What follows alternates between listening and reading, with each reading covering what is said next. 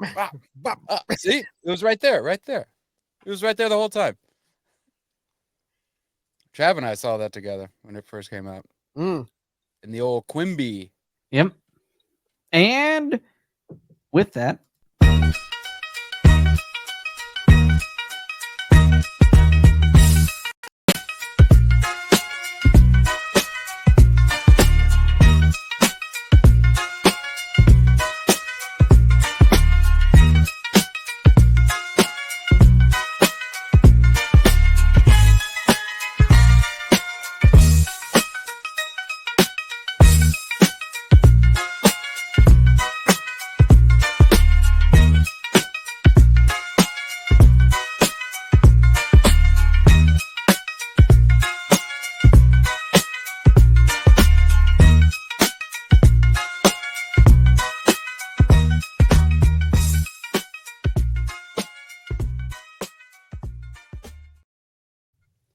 hello, everyone, and welcome back to the Rudimentary Podcast, the podcast where we take the basic things and do our best to make them difficult to understand.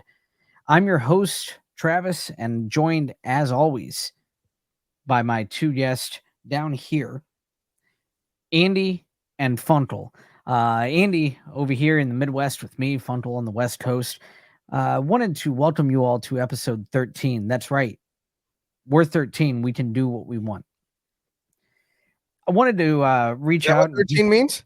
Yeah, exactly. Well, didn't we all think that at 13? I'm a man. I'm 13. I'm a teenager. I don't think that's the equation. Hadn't heard it myself. Okay. 13, 13. Taylor Swift, baby. Oh, or if you're in Norway, 13. Thank you for that. Yeah, Oh, we don't want an argument in any language right now. No. bringing culture everywhere. You're welcome, folks, for giving you a brief little language lesson. Funkel, we're going to start with you here on the West. How are you, bud? I'm doing great. I love learning language from you guys. Yeah.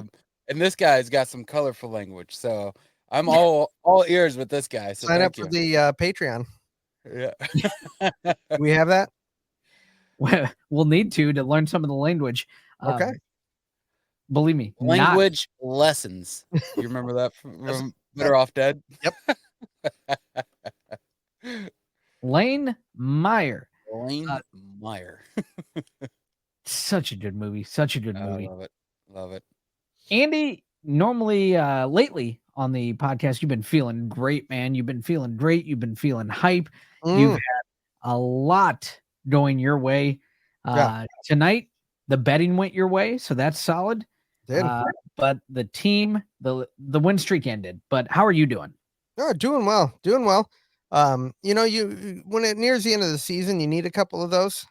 You don't want to go in too hot into the playoffs, so you go ahead and get those humbling losses out of the way, right? I mean, I guarantee you that Atlanta's in trouble on Sunday when they play, so they'll be just fine for now. Portnoy's not worried. Would you call the Nets game a lock? Would I? Yes. Oh, I'd bet the house on it. You heard it here, folks. Yeah. Bet the house. Hopefully this won't be out before then. Yeah, that way you guys don't make any dramatic mistakes. Your kids' college tuition, your upcoming vacation, maybe your funeral planning. Take it and bet it all on this. Yes. Yep. Yeah. Yep. Scramble those eggs, baby. Or the spread. Money line or the spread. Which one do you your choose? Your choice. It doesn't matter. You choose. It's all good.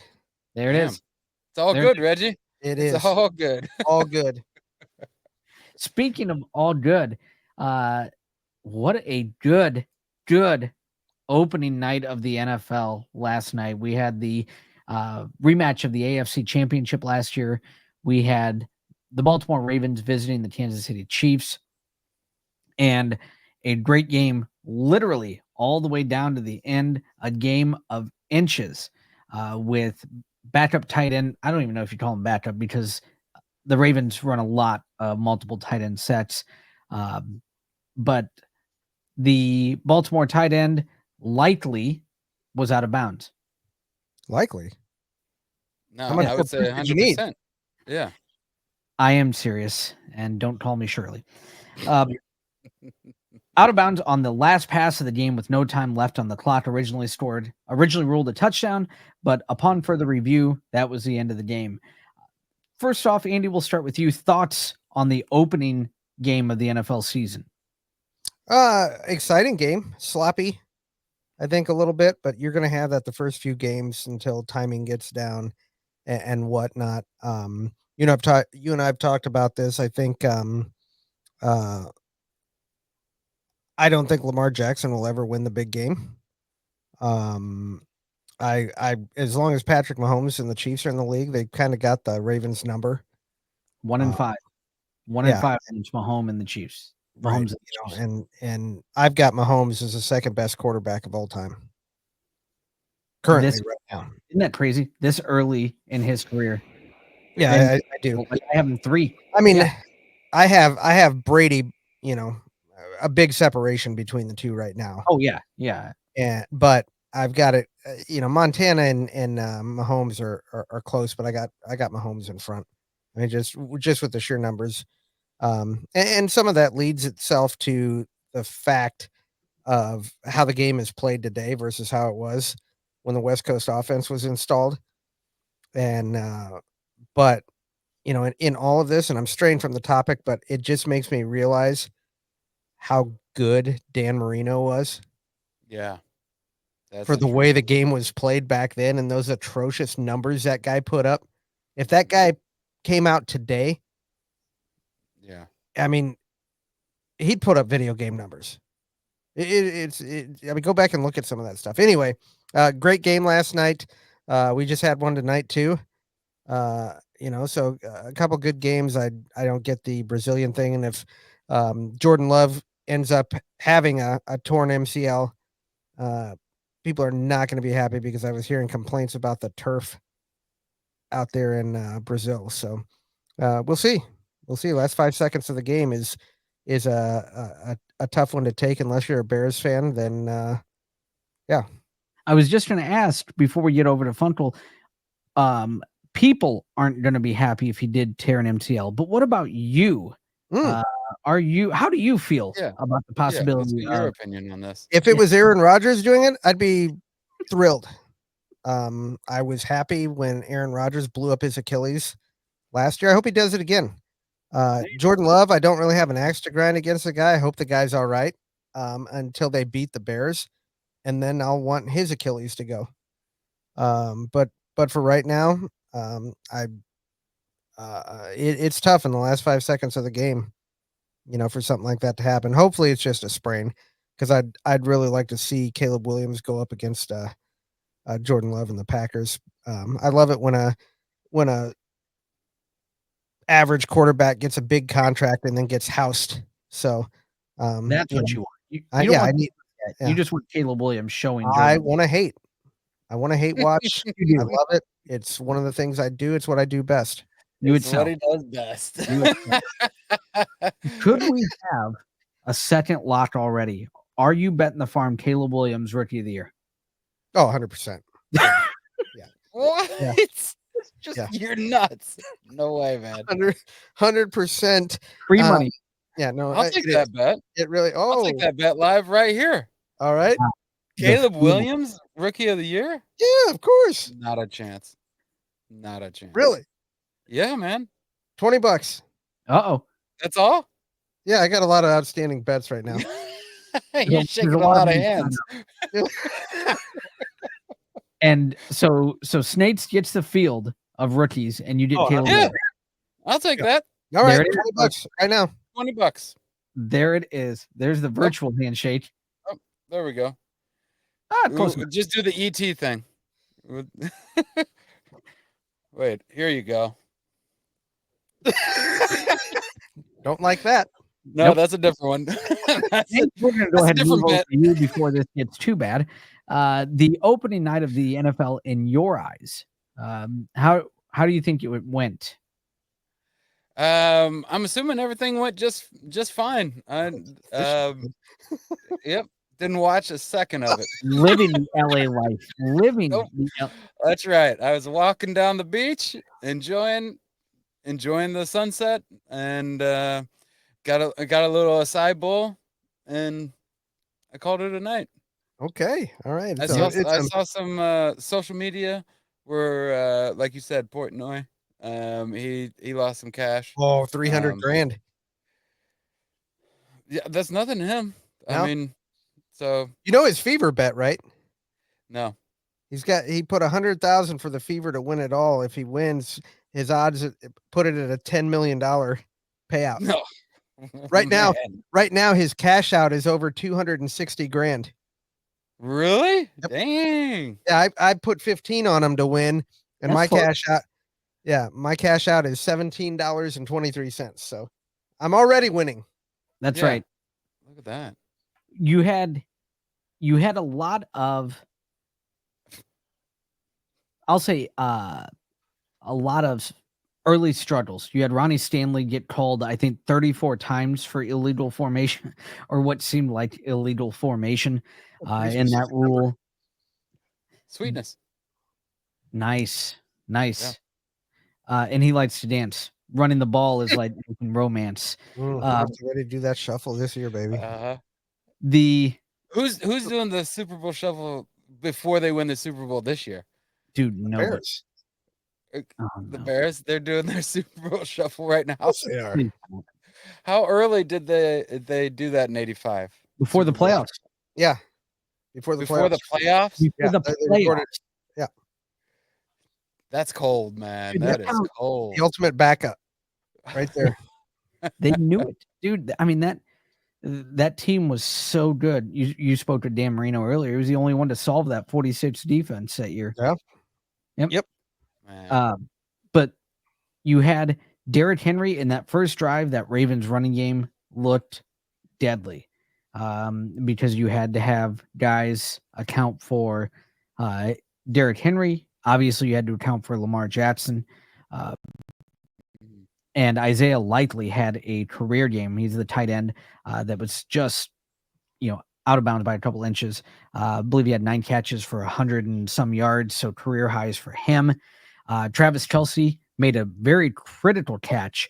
Didn't do much the entire game, but there were quite a number of shots of T-Swizzle. ESPN did let me know when she arrived at the stadium, so that was good. Yeah, I saw her walk in. I saw her perp walk or whatever you want to call it. Who was her walk-in music? Yes. Are you ready? Yes, have some. Do you So know that good, song? Are dude. you ready for it? Are you ready for it? Who's Look that? at you. Is that on the TikTok? No, that was in the Eras Tour movie. Okay. Did you watch that at all? I saw some of it on Disney Plus, right? Yeah. Yeah, I They saw had some of some great special effects on there, and that was what has commonly been known as the Snake song. Oh, look at this Oh, guy. look at that guy. The smug look on this guy. What can I say? Pretty nice. So you had Kelsey not playing a big role. You had Mahomes and Lamar Jackson looking very first game of the season ish. Mahomes a very uncharacteristic interception. Where he didn't even see Roquan Smith, who made a great play on the ball. Then on the Chiefs' last drive, he rolled out, and again, dangerous throw that got tipped in the air, but he was able to catch it himself, preventing an interception or injury to himself as he went up in the air against another player to catch the ball. So very, very huge moment for him. But all in all, a good first week, a lot of what you'd expect. Lamar Jackson dealing with issues just like the Chiefs were. But Xavier Worthy, the fastest man in NFL history at the combine for the Kansas City Chiefs, made his impact on an end around and then on a wide open. I mean, anybody could have made their impact on that pass because I think Mahomes looked twice. If you watch the replay, Yeah. he looks off, looks again. I don't think he realized how open Xavier Worthy was. Wow. And then Lamar Jackson, you had the offensive line, missed some passes, had 100 and I think 12 yards on the ground, 220 yards passing. So a lot of goods, a lot of lows, all in all, first game. And like you said, Andy, tonight, a very good first game in Brazil as far as quality of game, trading back for Saquon Barkley on a new team. A lot of guys, new teams, 3 touchdowns for Saquon Barkley tonight, and hopefully no major injury to Jordan Love. One Football. thing too I wanted to add about Lamar is the guy he's taken a lot of hits in these runs. He refuses Sure. to slide, Yeah. and I can't think that ownership and Harbaugh, I mean, they have to close their eyes every time he takes off.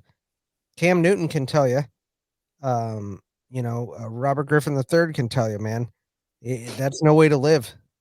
That's Yeah. no way to live. There's gonna be a safety back there on one of those runs that catches him just right. I mean, it's not worth it for the 2 or 3 extra yards. Slide, dude. Yep. And even when he does go down, it's shoulder first. It's not a slide. It's more of a give yourself up dive. Yeah, I mean, I've never been a fan of the ultra mobile quarterback. I just from the standpoint is I just don't think their shelf life is that long. That's a lot of money riding on that guy's shoulders. He goes down, the Ravens just they're done. Was Oh that yeah. R2D2 chiming in? It was, yeah. Yeah. R2 is What do you say? well, is not a big Lamar fan and really hates seeing him not slide. I mean, he was concurring. That's the so yeah, it's he's a bit of a Ravens fan and he's aggravated. He's been around the universe. He knows Yeah, what's up. yeah, Yeah. he's seen a few games.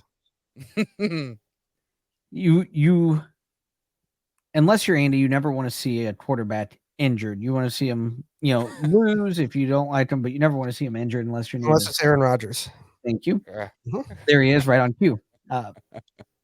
And you never want to. Speaking of losing, you never want to see a terrible movie. Get it? You never want to see it, and it's terrible. That's And correct. we're moving right on into Snake's Comfort Bowl, which is lawn walks on the beach, Yep. acai bowls, Yeah. and movies. Yeah. Mm. Love it. And I'm so we're excited going to start about with this. you on this. Borderlands is continuing to fail miserably at the box office, if it's even there anymore. Borderlands, based on the hit video game series, what seemed as it is a solid cast. Yeah. That's about the only thing you can say about the movie. Snakes, I'll let you take it away. What else can you say about Borderlands? Well, I mean, I watched it, and it was not good. Cover your ears, darling. Jamie Lee Curtis. It was not something that people would enjoy. I was going in there, didn't know anything about the video game, didn't know story wise, and went in there as blind as possible.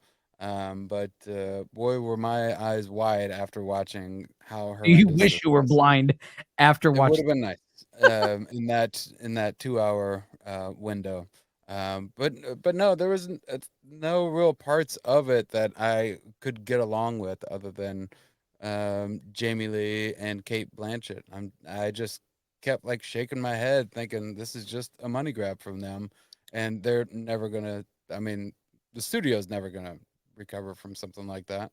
This might take down the whole studio because that was Lionsgate, right? Yes, it is. I was going to ask you if there was anything you look at different aspects of movies. Love talking to you about movies. Love getting your opinion on movies because you look at many different aspects. And so you already answered the question about if there was anything redeeming that you saw in that movie.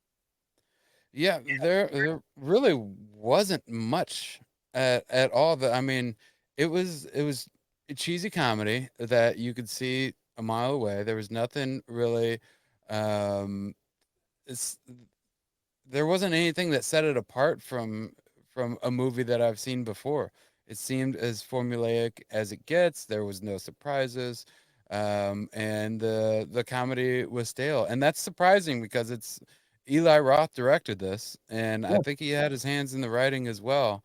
And I thought there could be a lot more involved in that, but pretty disappointing from the Bear Jew.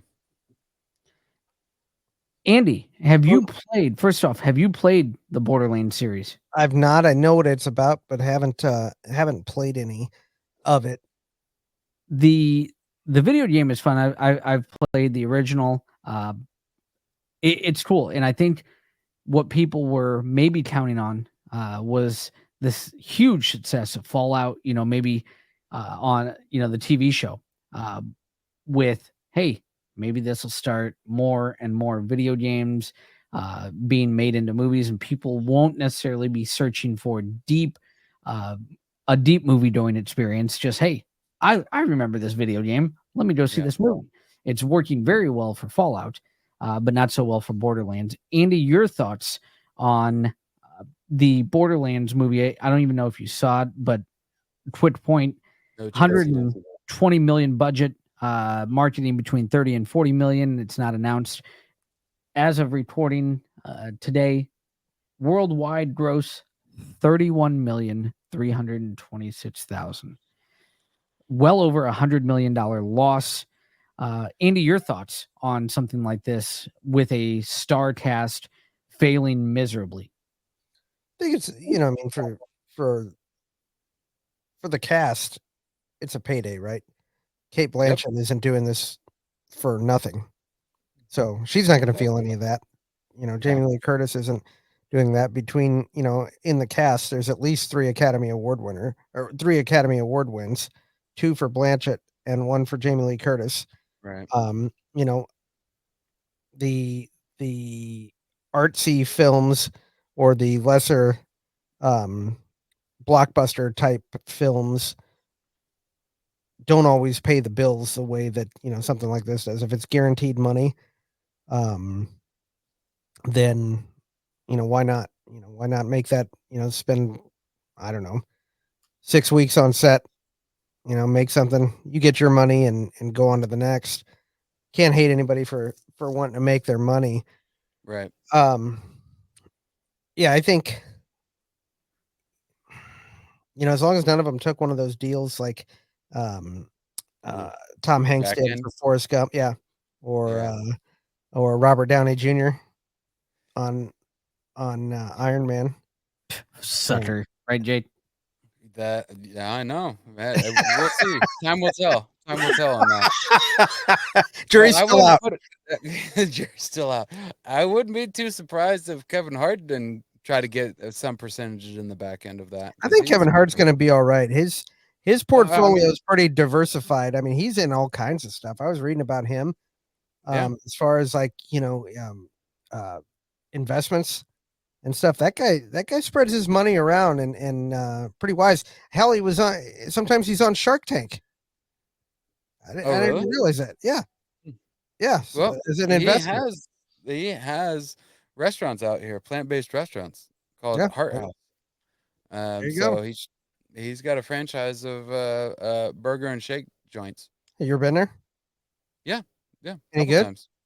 Pretty good. All right. All right. Yep. Seal of approval. See if you maybe we can get we can endorse them for a small fee. Yeah, yep. We would be happy to. Drop You off the looking for the business card, Funkle. what? Drop off the business card The business next card? time you're in there. Yeah, our business Hey, my card. See if face they is my want to business card. sponsor. You make sure Kevin gets this, please. Yeah, yeah. Yeah. Say that.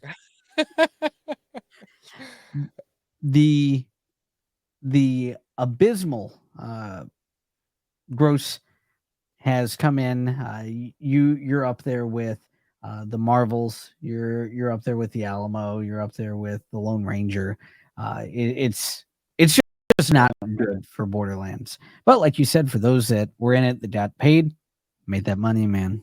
Made that Yeah. money, man. I mean, Jamie Lee Curtis didn't make much on Everything Everywhere All at Once. She got her Oscar out of that. And just reading that script uh is such a insane script to go ahead and sign up for that. And no one was expecting an Oscar nod from something like that. She was going there to try this out. She likes working with arteurs when it comes to directing. So to have these two guys that are making this movie and doing a lot of things in camera with different angles, it was a really fresh way for her to be in a film, and she loves doing things like that. So she thought she would give this a shot. Eli Roth, being the big horror fan that he is, fanboy, probably convinced her pretty easily to be in his movie, with her being the Halloween face of the franchise and him being able to talk to her about horror movies all over the place because he knows his stuff. Sir, Travis. And like Andy said, it's these type of things put money in the bank that allows, you know, their real passion. Kate Blanchett played Bob Dylan in No Direction Home. Yep. that. Thank you. Yes. So it lets them pay the bills so they can do stuff that, Yeah. catches their eye, or stuff that they want to do. The art films that may not bring in hundreds of millions of dollars. Right. Everybody wants, needs, whatever, has to have a way to pay the bills. So if it's something like this, you get some bad press for it. Jamie Lee Curtis, she's gonna be fine, folks. She's fine. She's going to be fine. Freaky Friday 2 is coming out. A lot of people are excited. People that remember the original, people that remember the Lindsay Lohan remake, and then Right. people that are excited to see them both as new viewers. Yeah, You know, rooting for Lindsay Lohan here. what's I'm that? rooting for her. I'm rooting for Lindsay Lohan Oh, yeah. here. Heck yeah. Come back. Why not? I'm rooting for Disney. So, hey, we're all rooting for something. What a comeback story Disney's got. There we Yeah. go. Thank you. They Thank almost lost it all. I wanted to bring up, you mentioned Disney. You did, not me. Uh-huh. We have a new highest grossing animated movie of all time since we last recorded. Inside Out 2 did pass the Lion King at $1.668 billion. And by the next time we record, should move up to number 8 all time, as it's only 3 million away from Jurassic World. And that's where the movement will stop, because it's 300 million away from Spider-Man No Way Home. So Inside Out 2 should finish as the 8th highest grossing movie of all time. Jeez. That's insane. And it's sad that they couldn't put out the salary that Bill Hader was looking for Yeah. and got a scab to go in and play him. And they Disney's did just fine. Yeah. Hey. Even better. We're Yeah. only number 8. Sorry, Bill. Yeah. And who else? Was it Mindy Kaling that didn't come Mindy back? Kaling. Yeah. Her as well. Yep, setting a precedent there. Yeah, well, It it's really not going to is. do any actors any good No, because they're like, well, what was it that Hitchcock said? He's like, actors are like cattle. You come in here, you do the words that I tell you to, and go the directions that I tell you to, and that was how he treated most actors. I think it's a different tale these times. Yeah, well, you know what? AI. Oh, I mean, don't you dare say that I think around the it's I guild. going. didn't know he was into Yeah. acting, but hey, he's got that crossover. I think that Funny joke. the people that are going to get hurt the most are the small the people that do commercials, the people that Yeah, do voiceover work. right. Um, Yeah. it's scary if you've ever used Chat GPT. Mhm. It's conversational now. Yeah. You'd swear you were talking to a person. It's So amazing. Based that It's about you. amazing. And if you're our friend Ort at 31 minutes, if you're our friend Ort, it's scary. yeah, Yep. They're coming for you. They are coming for you. Don't know who. Watch out for them. Yep. Speaking of things to watch out for, There's a not storm coming. so fast, people. Not so fast, Snates. Yeah. Last episode, we discussed the two locks, Mhm. the NL MVP and the AL MVP. The AL MVP really hasn't changed much, but I talked to you guys earlier in the week. Jorge Castillo, an ESPN staff writer, had an article that came out on September 3rd that not that he was saying this was going to happen, but at least I thought it was worthy enough to get your guys' input on it and maybe either agreement or disagreement or debate. But he wrote an article on Francisco Lindor for the Mets, boosting his case to take home the NL MVP. And a lot of it comes off of the fact that Shohei Ohtani is having a season for the ages offensively. Mhm. No doubt about that. But he's a DH. And what Castillo was writing about, and I'll quote, still Ohtani remains the overwhelming favorite to win MVP as he is having an historic offensive campaign in his first season with the LA Dodgers. He leads the NL in home runs, slugging, OPS, OPS plus, runs scored, and total bases. And it's Pretty not good. a matter of when, Pretty it's good. a matter of when, not if he becomes the first player in a 50-50 season. But Ohtani, recovering from elbow surgery, has been the Dodgers' designated hitter all season and won't pitch again until 2025. And therein lies the argument in the case for Lindor. He plays defense at an elite level, at a premium position. And Lindor's contributions, he's batting .273 with 30 home runs, .843 OPS, while playing all 139 games so far at the time this article was written at shortstop. And he holds the NL lead in FWAR over Ohtani. You advanced metric fans, FWAR. FWAR. I definitely FWAR for sure. Yeah. FR that stat. Exactly. Now we're talking. Now that I'm done reading, I'm going to let you two take it away. Andy, do you buy into the possibility of anyone contesting for the NL MVP over Shohei Ohtani based on the fact that DH, so only offense, and you've got Lindor with a very, very solid season? I've been as critical towards Shohei as probably anybody with the gimmick in my mind of the two-way play and all that stuff, which Mhm. I'm tired of. But the dude's the biggest thing in baseball. You know, Absolutely. I mean, there's no question here that this guy should go. That anybody else is getting this award. I mean, baseball behind the scenes may want to make sure they don't put all their eggs in the Shohei basket, Right. but I mean, there's no contest here.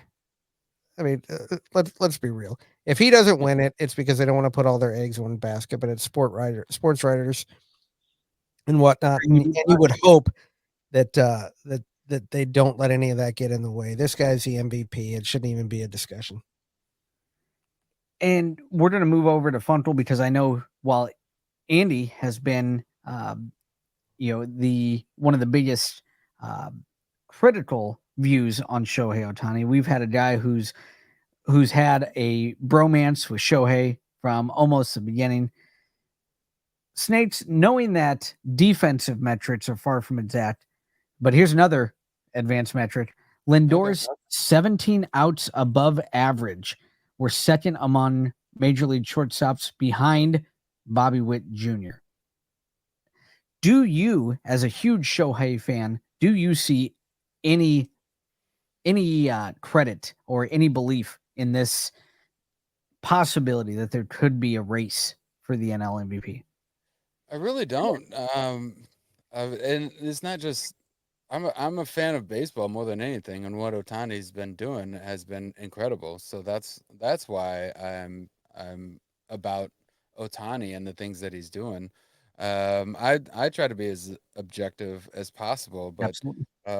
watching what he's done this year, Mookie Betts went down with a broken wrist, and he was out for 8 weeks, recovering. And the Dodgers didn't go into a huge funk, and that guy's an MVP caliber player as well. And Otani didn't miss a beat. He continued to do what he's doing, and the Dodgers continued to roll, still having one of the best records in the league, and not missing a beat while something like that happens. So that just shows you that the confidence that they have, where an a former MVP goes down in their lineup, and it's just like, all right, we'll plug somebody else in, and we'll keep going. We'll stay not only afloat, but we'll continue to ascend while he recovers. And he was batting leadoff at the time. I mean, so for something like that, I think that's what really strengthens it for me. And to see Otani as just a DH, dude's recovering, and he's still doing something that has never been done before. Um, so I think that's what is impressive to me, and is not something that you're going to have in the stat sheet, and that is confidence. You have him as a leader, and people are following him into that great good night, and with a silent do as I do more than do as I say, and he's following him to hopefully the promised land, because there's a lot of Dodger fans out here that, man, they, I might get some heat for this, but the Dodger fans don't deserve the team that they have. They do not. They take it for granted I love how that. good their team is, and That's kind of in LA in general in sports, that's right? LA in general, man.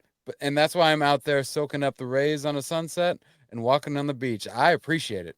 I'm not taking it for granted. I don't know how long I'll be out here, but so I'm going to be seeing that every day. Hmm. Yeah, And and you, that's I totally get what you're saying, right? Because, um, for me right now, since Michael Jordan retired, I haven't really had a something that I just have to watch. I mean, I enjoy watching the Yeah. NFL on Sundays. Right. Regardless if the Bears are any good, I like watching games. I'll tune in, Yeah. but if I miss them, I'm okay with it. I don't need to Sure. be there. So Yeah. it's more of a casual interest. I'm glad football's back, that type of thing. And um, but I'm sure when you watch Shohei play and whatnot, a personality, a talent like that. And again, I rooted for Michael Jordan, got to see him play, Hmm. um, and it was different than anything else I'd ever experienced. To where every time I watched him play, no matter what the situation, I always felt that they were going to win, even when they Yeah. lost. Right up to Yep. you just believed in that guy, that this guy Hmm. was so great he was going to pull it off. And it's Yeah. kind of the same thing with Shohei, right? This Right. guy's going to go hit a jack when he goes up there.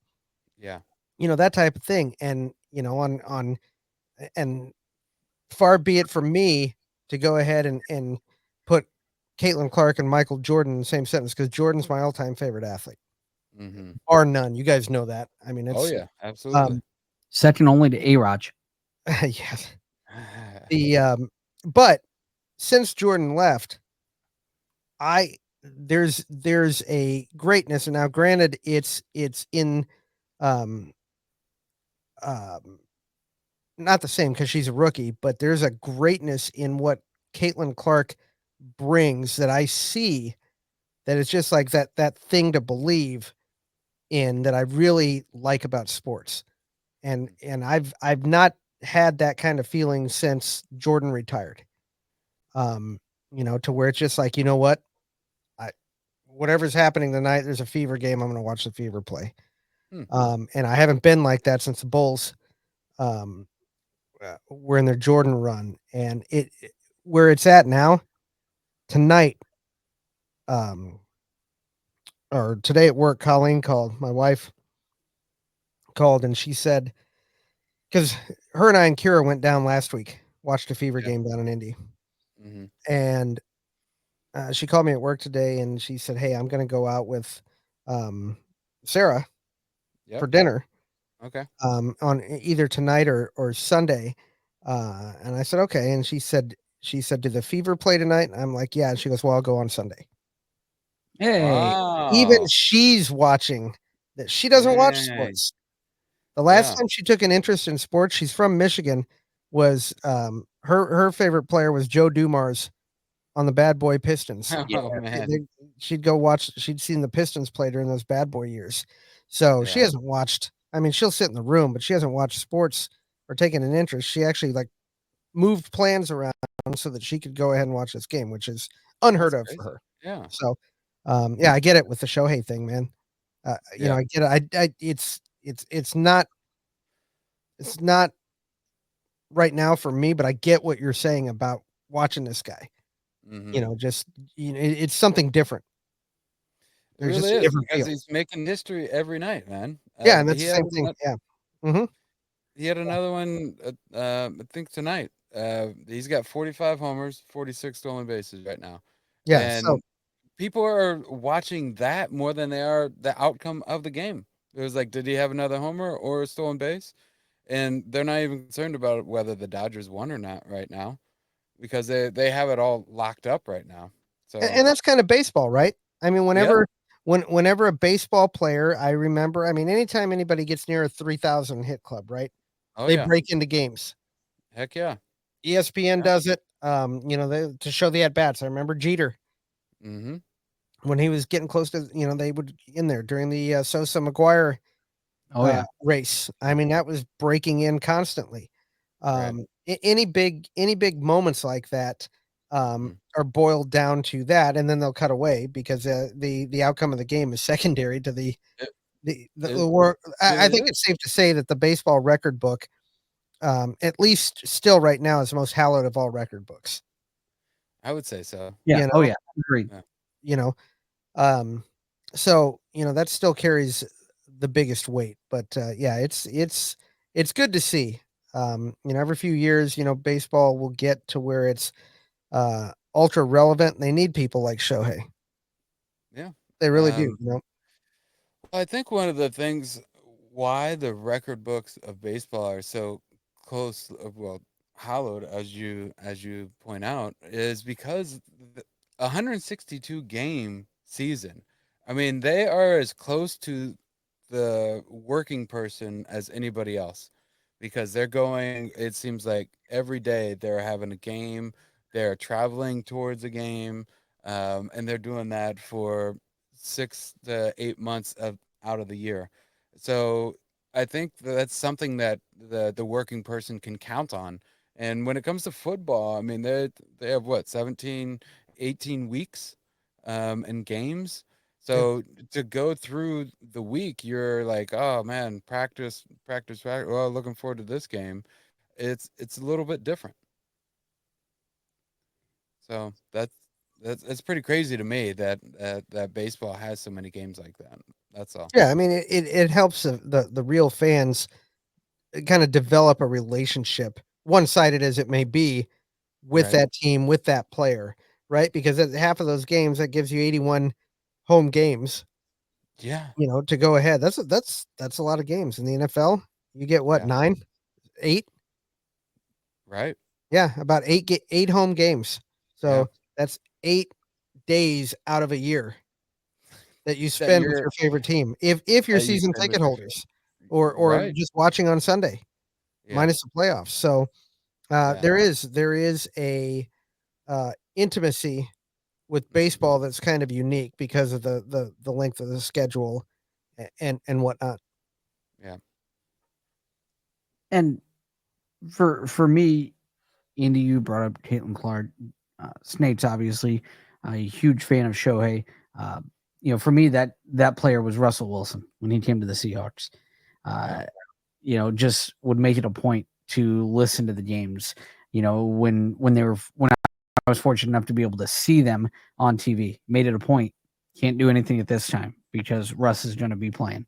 And we all have those players that it was, and for me it was Russ, Andy, it's Caitlin, Jordan, Snakes, Shohei Otani. You're following along at bats. Who else? Snakes growing up, or now that you can recall? Well, I remember following along with the Cubs in the '80s. So there was always the Shawnometer that we would see out in the bleachers. Sean So Dunston. Sean Dunston, and so they would have his batting average out Yes. there, and they would update it throughout. I mean, that was what was so great about having the fans like that. They're watching and keeping track of the stats every day as you go. While they're getting And loaded in left field. oh yeah, the bleacher bums. Yep. Yeah, it's awesome. And I highly recommend doing that. I was talking to somebody about that today because there was an afternoon game today that we were watching. The Yankees are at Wrigley, and so Rizzo came back, and so there was a standing O for him. But explaining what the bleacher was like to be able to go and sit and have a dog and a beer in the middle of the day while all those other suckers are working. Yep. It's what a great feeling. But I remember watching that. I was a huge George Bell fan. So with the Blue Toronto. Jays Yep. in Toronto, and so I was following him as much as possible. And you were talking about defense when it comes to Francisco Lindor. Tony Fernandez, as when he retired, he had the highest fielding percentage of any shortstop, if I remember that correctly.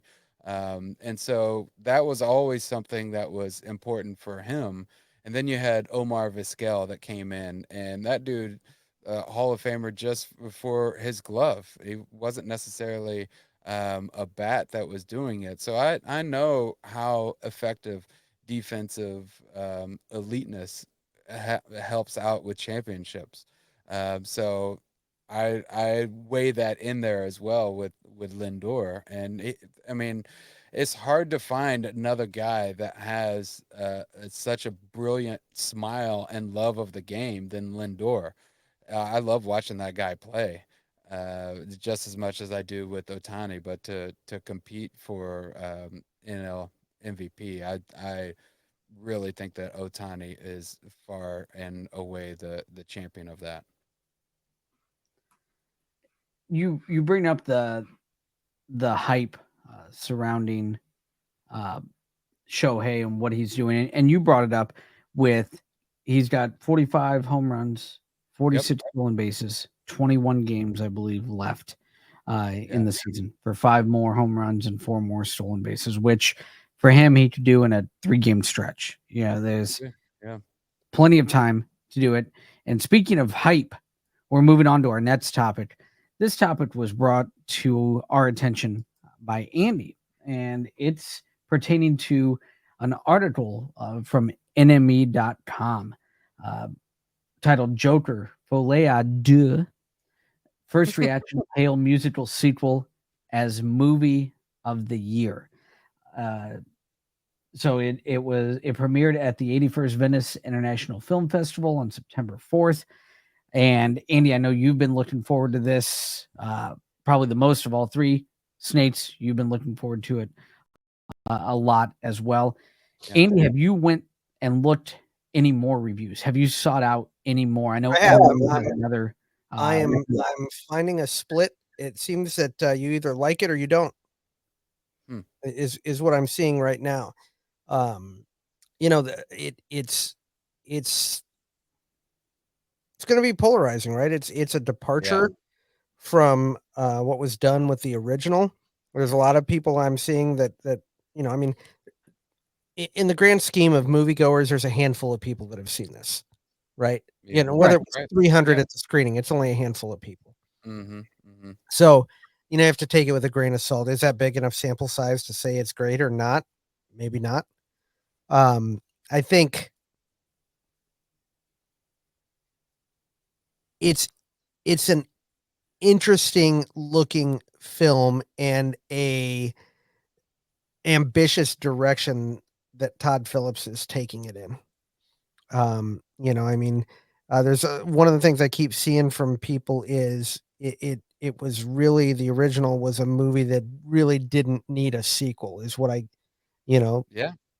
um, and yeah, I mean, it wasn't, and Phillips has gone on record saying there won't be a third.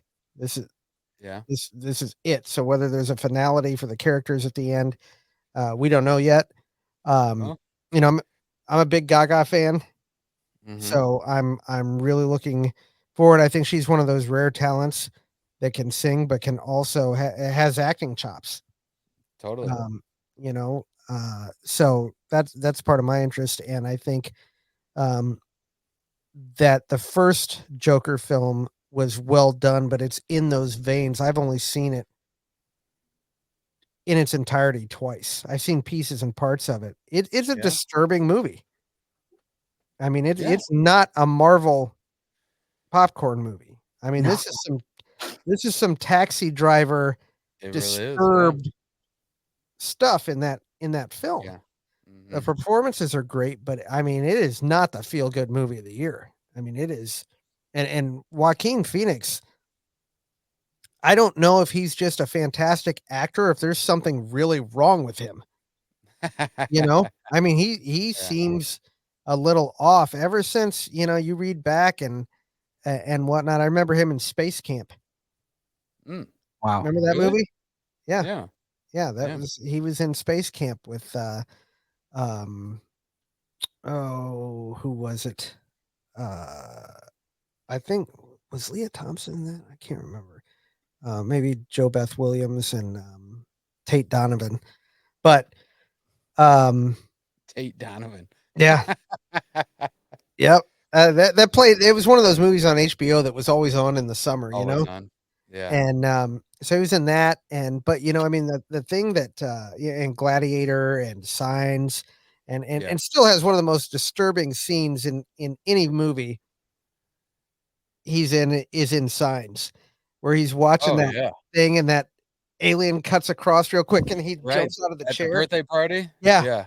and Vamonos. Vamonos. yep, and he jumps up and stuff. I mean, that's some like Yeah. real acting right there. I mean, he looks Yeah. genuinely terrified by what he's seen there. Great. Um, Mhm. and then in Gladiator and whatnot, so an excellent talent, but For he sure. watched his brother die too. He was there? Yeah, he called 911. I didn't know that. Yeah, Really? he's on the 911 call. You can find the tapes Wow. on YouTube. Yeah, and Damn. so it just seems to me like he's got some demons, whether that had anything to do with it or not. Right. But the Yeah. guy is, I don't know if you remember that thing when he was kind of doing that "I'm not Yeah. here" Right. thing and would go on the With talk show Casey. and yeah. Casey Affleck. Yeah. So, um, yeah, I mean, it just makes me wonder, when I watch him in like Joker. I mean, it's one of the most disturbing performances I've ever seen. Hmm. It really is. I mean, the Yeah. guy, the way it was written, to go ahead and it did that thing to where it makes you feel sorry for this guy. Yeah.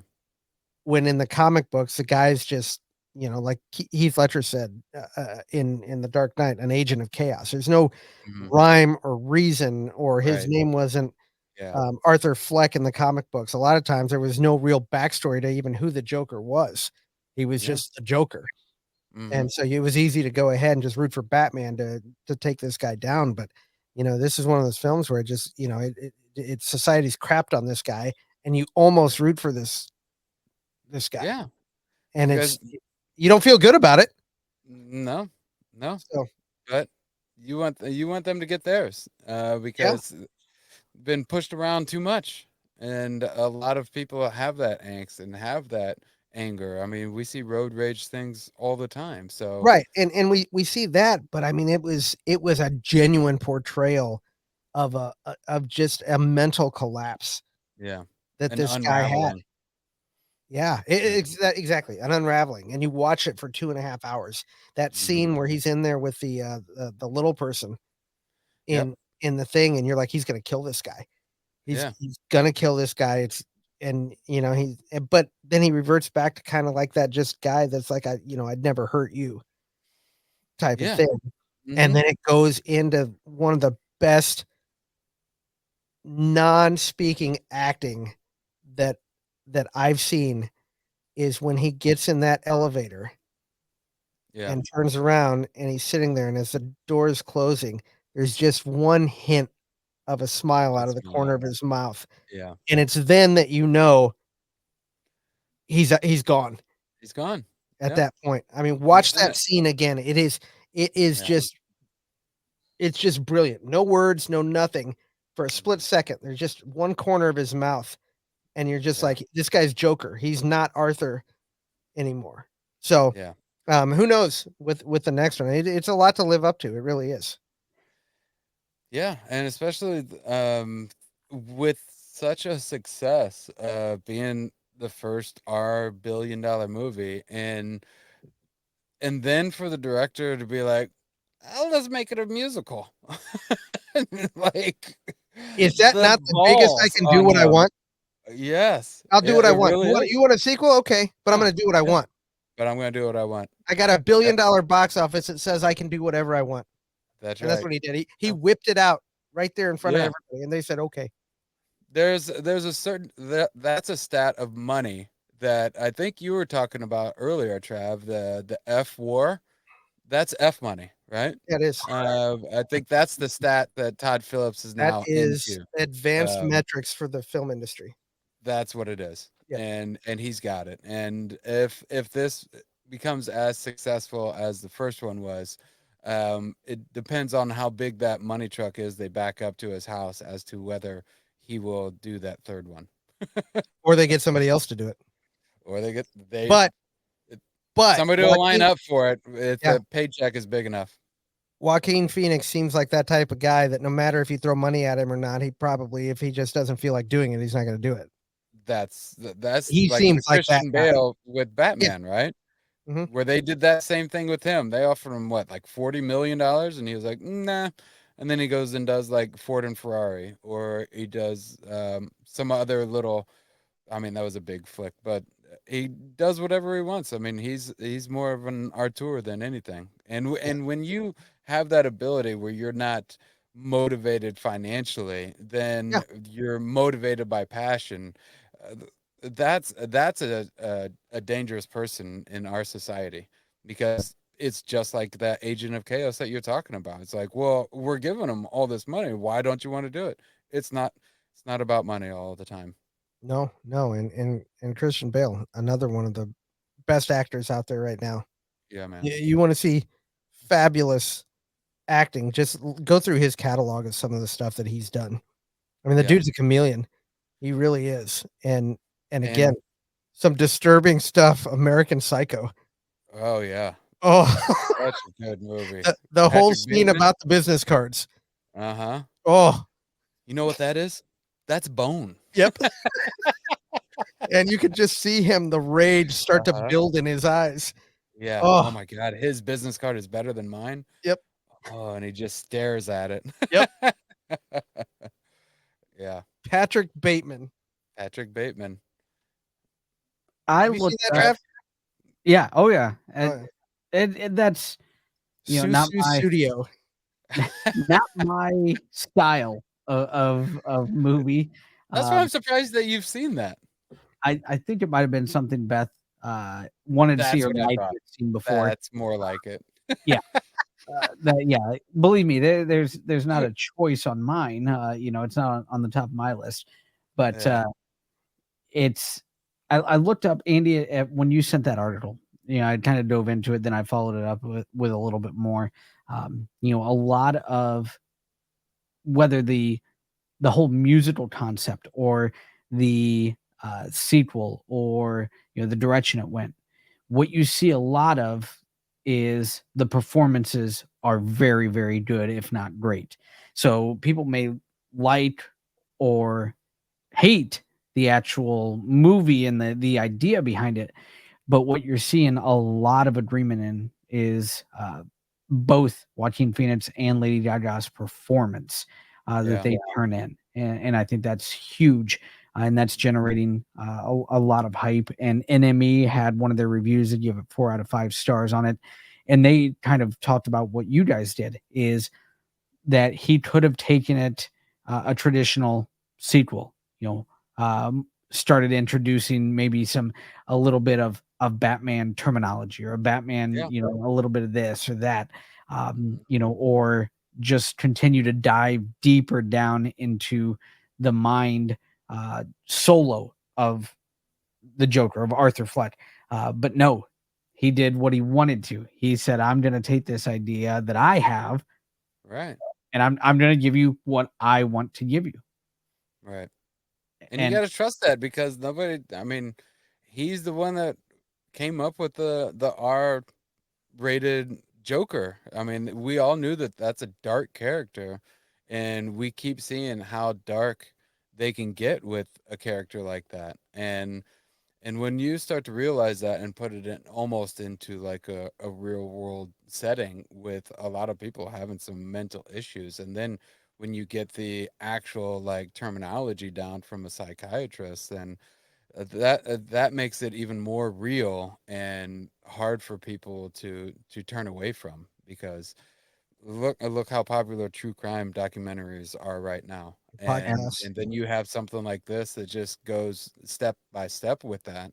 It really is one of those things that just locks us into I don't know what it is in our DNA, but for some reason we're all survivors of the survival of the fittest gene pool, and to see something like that, and it's pretty interesting to go step by step like that. Mhm. eh, so what you're saying is you locked it up. No, you lock it up. No, you lock it up. Yeah. And Um, now, folks, it's time for what's it time surprise for? time. Oh, Oh, sound effects. The all surprise right. topic for today, going along Uh-huh. with the Joker's early hype. What movie, when you saw a trailer, when you saw an article, when you saw a teaser, like NME just said, they saw the movie at the film festival and they just knew it was the film of the year. And so we'll even include when maybe you saw it early on. What movie did you know was that movie? Like, you looked at that movie, you watched that movie, and you said, "This is winning something." Snates, you've given us one recently that you believe is coming out. The Bob Dylan, uh, Yeah. that you said Oscar nominee for best actor, right? Timothy Chalamet. Yeah. Yep. Yep. So you've got that, but we're gonna go movie, and I want this one's more for Snates. Yeah. I want one movie. Okay. One movie Just one. that you No saw. loopholes. Yep. Yep. And you Um. knew. So, Snates, you look like you're raring to go. Yeah. I got All right. one right Hey, out the take gate. it away, buddy. It's got to be Iron Man. I saw it. I saw the trailer with all you guys, and I knew that that was going to be the one to start all of the Marvel madness. That's a complete fabrication and a lie. Um, We have talked about Hey, that ad nauseum. well, when it comes to printing the truth and printing the legend, always print the legend. So I called it. I'm oh yeah, rewriting history. you were on that bandwagon since day one. Yep. Yep. Checked a couple Uh, podcasts ago, and we rehashed this story on a couple different podcasts in our short 13 episode uh, chapter of this podcast. We rehashed that story 2-3 times by now of yeah, the truth about it's Funkel's Iron hilarious. beliefs. While Funkel thinks of an idea, Andy, do you have a movie that you saw early, or that you, even just the trailer, that you knew was going to be amazing, was going to be, would, instead of amazing, because that's subjective, was going to either do something box office or awards time? I'll tell you the movie that I remember just absolutely leaving me floored the last time. I've seen a lot of movies since this one I'm about to mention where I've been like, that is some cool stuff. Yeah. and that was awesome. And I need to see this movie again. And it was phenomenal. But I distinctly remember watching this film and being as without being able to say 100%, my memory, if I had a video camera on my face and my jaw was open, I wouldn't be surprised. Huh. And that film was Jurassic Park. Uh, The Nice. minute, I mean, I right. my mind, I had the look that Sam Neill had on his face and Laura Totally. Dern had on her face when they Yeah. first saw that first dinosaur. CGI was relatively still new when the original film came out. Mhm. And what did it for me was that first scene where they've got that big Brachiosaurus up on two legs eating out of the Mhm. trees. And So they're incredible. looking, and it goes down from two legs onto all four, and the muscles and skin shake when it hits the ground. Mhm. Everything before that had been stop motion type of animation, and they filmed some test footage with Phil Tippett's puppets Okay. um, for Jurassic Park before they decided to go Mhm. CGI. Okay. And the CGI in Jurassic Park, for me, still holds up better than some of the most recent CGI It that's come out. And that Sure. I was so floored by what I was looking at. And just, I mean, as much as I love the lightsaber battle in episode 1, Mhm. for that, that was just years of Star Wars fandom coming out. Hint up. Yeah, 100%. Um, just being completely floored by what I was seeing on screen was Jurassic Park. Yeah. And Yeah. Jurassic Park, it looks, after doing a quick search, we had the 94 winner for best sound, best effects, sound effects editing, and best effects for visual effects. So, it lived up to it at awards time when it comes to just the amazement that you described. Snakes, are you Yeah. ready, or would you like me to go? I got Yeah, Don't. you go ahead because I was just gonna be like, I got a couple, Yeah. and you Good. said I'll do it while distinctly you narrow one. it down to one. Uh, for me, it was seeing in the movie theater and watching this and not realizing any movie I saw on this topic before uh, just melted away. Um, I love history. I love Yeah. learning about history, and for me, it was Saving Private Ryan, and Mm, seeing that first 20 minutes, that opening yeah. D-Day scene, and just hearing the gasps in the crowd in the movie theater, and it was a time where I would look at the screen, but also I'd look at the theater, and you'd see people turning away or lowering their head, and because of the reality that you could feel. Obviously nobody in that theater that I could imagine was at D-Day. Uh, Yeah. you know, but that movie put you in uh, about as close as you'd ever want to be. You've got the scene where the guy picks up an arm. He's Right. just And walking he's around. Shell walking shock. around disoriented. Exactly. Yeah. Yeah. Yep. Shell shock. Yeah. And you got the guy laying down as his his innards are showing. His midsection's blown open. Uh, and just Tom Hanks. When you hear that disorientation, that bell ringing, or that audible, and you see the camera work with that visualization, blurry and you know not just the fact that Tom Hanks is probably one of my top 3 favorite actors of all time. So you put him in there, you put the job that he did, but then you put in the subject matter that I love, being a history. I saw that and I'm like, this is going to do something. There's going to be awards won for this movie, Yeah. or at least many nominations for it. and that's the one that did it for me. Yeah, that's so true with that film too, because one of the things I remember about watching that and what they what they did with that before Saving Private Ryan, a lot of war movies in general, were the big hero,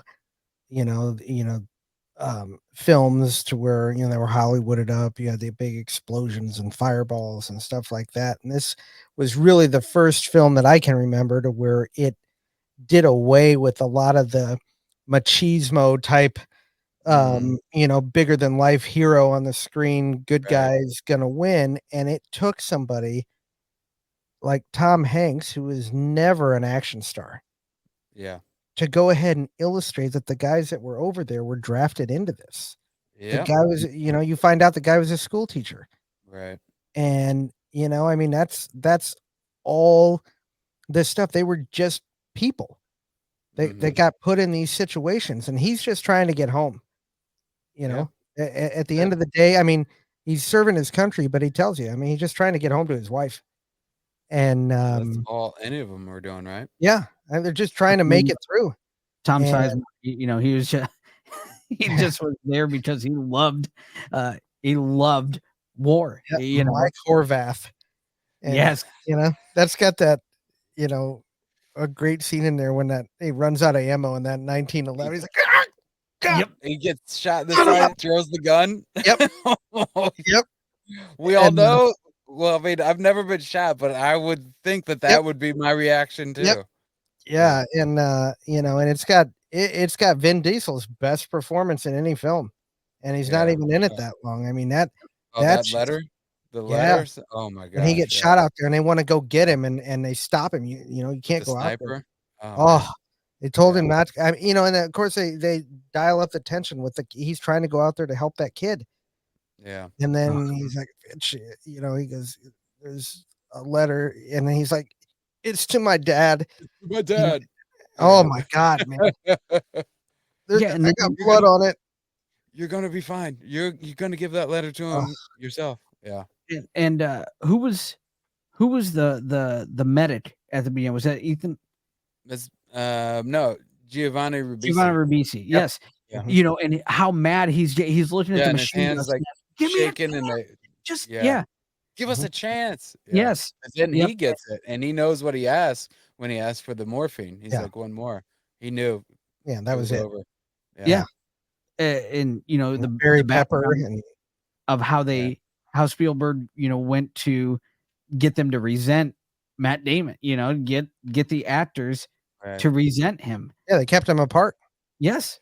He didn't do boot He camp. was put up. Nope, Yeah. Everybody else brilliant, did boot camp and not brilliant. Matt Damon.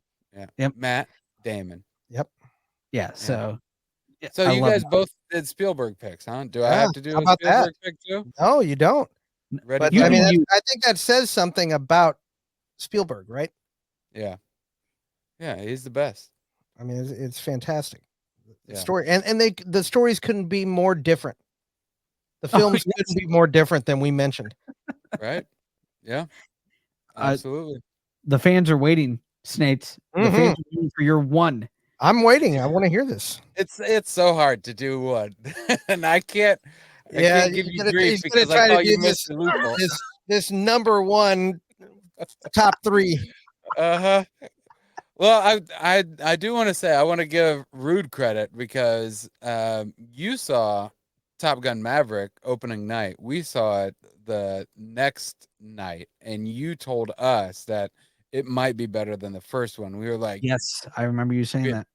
yeah," and that we were like, "There's no way, that's impossible." And you're not wrong, man. That it was a great movie. So I just want to give you credit of calling it early when Appreciate it that. came to Top Gun Maverick. You're dangerous, Maverick. It had no business Dangerous. being as good as it was. Amazing. Correct. Yeah. Amazing. And sitting on the shelf for a year and a half. Yeah. Yeah. Um, so I will reluctantly just pick one, and that would probably be um American Beauty. Um, Wow. Whoa. that that was resounding because there weren't too many movies as bleak as something like that. Yeah. And Yeah, I that's not something remember you watch over and over again. No. it's definitely not, but I do. Because it's questionable for Kevin Spacey, but he's a fantastic actor. I loved that movie before I knew anything about him and his whatever he does in his own spare time. Um, that being said, American Beauty, best actor, best actress, best picture. I think they had top five, right? I think they had. Yeah, it cleaned up. That was the first time they did that since One Flew Over the Cuckoo's Nest, where they took the top five awards. I think. Um, but regardless of that, I remember walking out of the Holiday 2. Mm, Or no, it was the Holiday 1 and 2 and the Holiday 6. So right. we were in the extra 6 and we walked out. And when everybody's dispersing, everybody's like chattering about the movie they just saw. And I remember this couple that was probably on their first or second date. And the lady was like, you see, that's what's wrong with America today.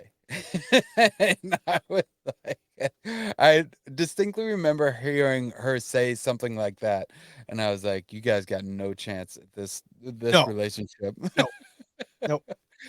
Uh, but yeah, seeing that one and coming out of that, I was telling everybody about how good this movie was, and the acting and everything cinematic about it.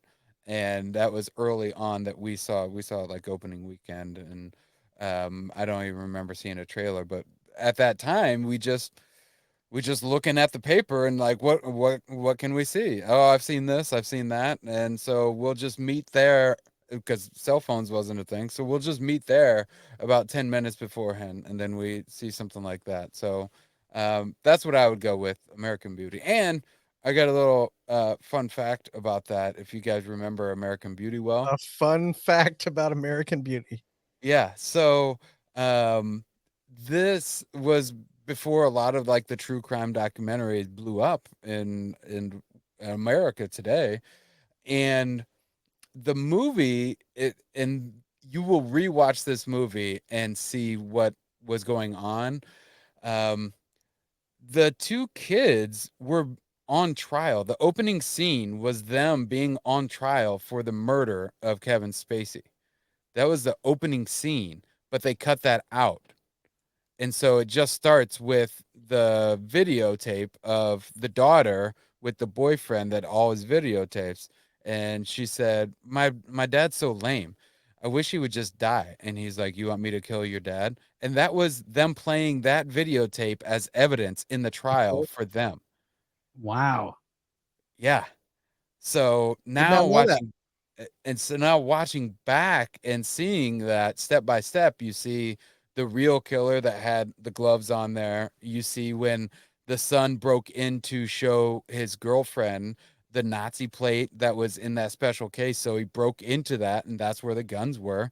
So it shows all you see the reason for all of these things, and you're like, yeah, they would totally be found guilty of doing this. So think Wow. about that next time you see it. I will. Yeah. Good call. Everybody. Good Thanks, call. buddy. Oscar winners to all of us, Yes. Yep. right? Here, here. Won Here, 3. here. Saving Private Ryan won 5. Yeah. American Beauty. Who directed American Beauty?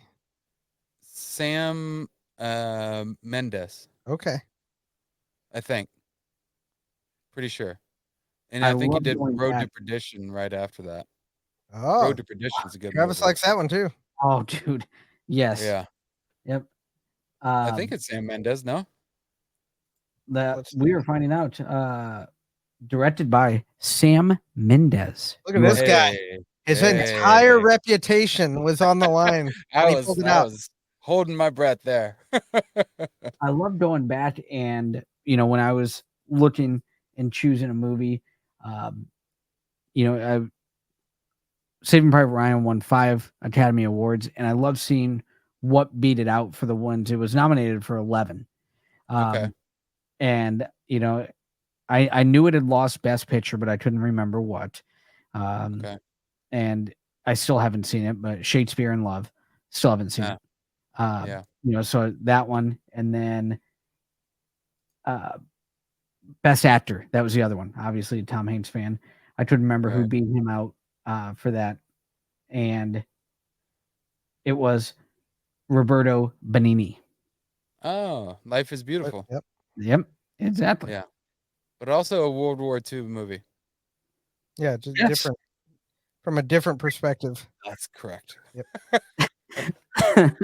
Play the two back to back, and Yeah, is two that like Dark different- Side of the Moon and Wizard of Oz, where you guys play it at the same time and it has a different meaning?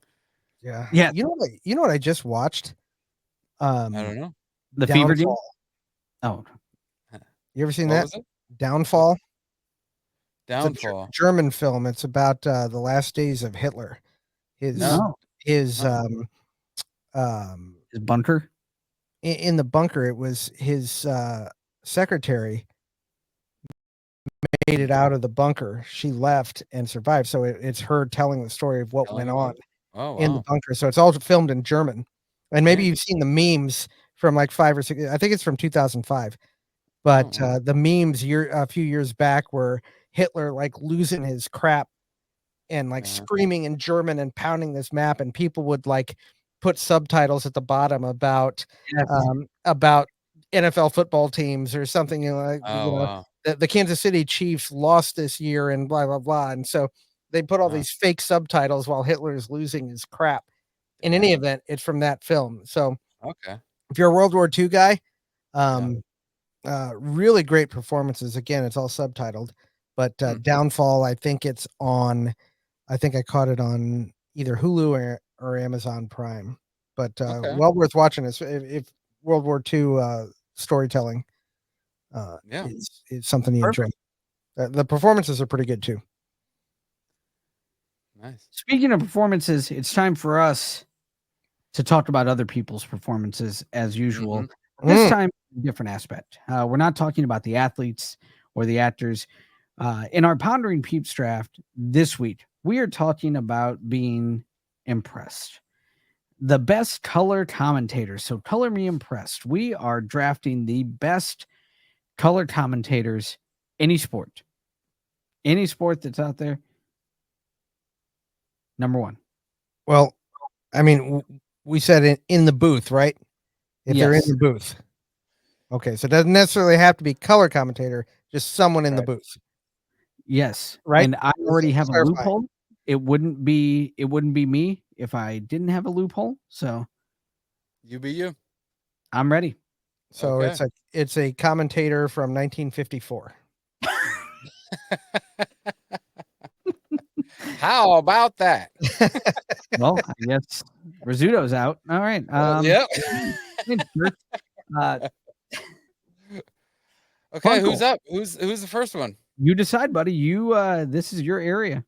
You started it, didn't last week, didn't you? I So did. Rude, I think you're up one. I'm up. Yeah, you're up first. All right. And and you made sure to say that one is active, right? One of our One three is has to be active. One has to be Okay. active. Okay. I'm gonna go with I don't know if it's the same, but these days, but when I was growing up, Howard Cosell. Language lessons. Yep. I mean, we brought up Better Off Dead earlier in the Absolutely. podcast. Yeah. Lane Meyer. Lane Meyer. Muhammad Now- Ali. What are Now- you going to do? Yeah. Howard Cosell was probably one of the most imitated, for like what do you call the guys that do like the voice impressionists? Yeah. He was one of the top impressions of people because he just had such a unique style of the way he called things. Now, do you guys And we all remember? just did our version. We Right, all exactly. just did it. Exactly. So if there's anybody younger than us, they have no idea who I'm talking about. But this guy was like the guy Yeah. for a long time. And what is the most interesting bit of trivia that you know about Howard Cosell? Interesting bit. Well, he he challenged Muhammad Ali to a fight. That's He crazy was in a bit out itself. there. Yeah. A bit out there. There's one thing in particular Okay. that that is kind of a Trav, you got thing. any? No, I was going to bring up his Ali, tiffs that he would have, with Right. Ali swatting at him, but yeah, no. Howard Cosell was a Uh-huh. person that announced to the world that John Lennon was killed on Monday Night Football. Oh, on Monday Night Football. That's Right. right. Yeah. Yeah, that was I sad. saw it on Facebook. Yep. So anyway, number one, Yeah. Howard Cosell. Solid. Pretty good. Trav, you're up next, bud. Boom. I'm up. Oh, tough Uh, acting, some acting. Yep. So when I was thinking, I had to go here, and then I was going to bring it around over to here, and then I was going to go into the middle, and then bam, John Yeah. Madden. It, for Coach. Classic. yes, just the energy that he would bring into the booth, Mhm. and the fact that you were listening to someone who, in his mind, knew exactly what he was trying to say. It may have not made sense on the telestrator, Right. but dude, he loved that telestrator. And Oh, yeah. you knew Super Bowl winning coach when he was saying something. Nowadays you've got Peyton Manning, the Manning cast. Those guys know Yeah. what they're talking about. Tony Romo, Mhm. he knows football obviously in and out. Troy Aikman, when he remembers everything, he knows what he's talking about. But John Madden, you knew that when he said something, oh yeah, this must be what's happening, because he has that perspective on the game, and just the energy and passion that he brought to the booth was what made it stand out. Plus, Madden football has been a part of all of our lives at some True. point. Yep. Yep. In one way, and for my life, it still is. Yeah. But it's just the game's fun, and then the tribute they did to him when he passed away. Oh, that was so good. Yeah. Yeah. John Madden, again, also somebody who was very copied by impersonators as well. So, John Madden for me. Great pick. Yeah, he's a legend. Both of those guys are legends. And I will also take a legend, and that is Harry Carey. Oh Yeah. yeah. We had Well to know done. Harry Carey was Well coming. done.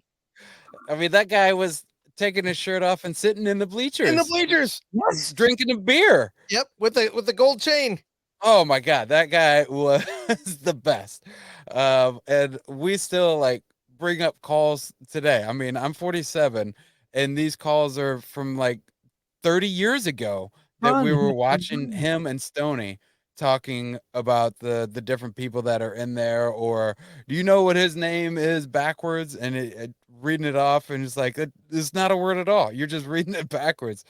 But Thank I God for remember drinking in the booth. drinking in the booth. That guy was on tilt by the ninth inning, man. And God forbid you go into extra innings. That guy. He didn't go into So extra innings. He was there's one call that I wanted to bring up, and Oh, I hope please that don't. it's all right. But he was Oh no. what? So Get he ready with always the read. buzzer. What's that? I'm telling Travis. No, this is completely baseball related, right?